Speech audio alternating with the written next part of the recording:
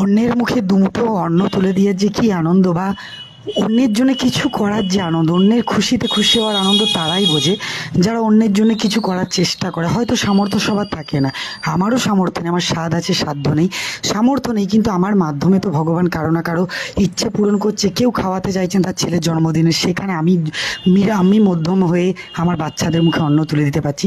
শুধু আমার লক্ষ্য এদের ভালো খাওয়ানো, ভালো পড়ানো এবং ভালো শিক্ষা দেওয়া। তাই এদের জন্যে আমি লড়াই করে যাচ্ছি। এদের খাওয়ানোর জন্য আমার একটা বাহানা দরকার হয়।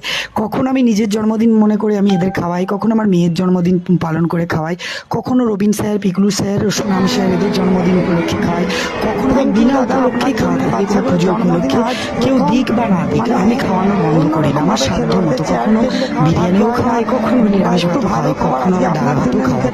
সুতরাং আমার সাধ্য যতটা, আমি পরের আশায় থাকি না, তবুও মানুষের ভালোবাসায় চলছি। আমি কেকের ভিডিওটা দিতে পারিনি, তবে লাইভটা আপনাকে দিচ্ছি। আমি লাইভ করেছিলাম, দেখুন এই ছোট ছোট বাচ্চাগুলো।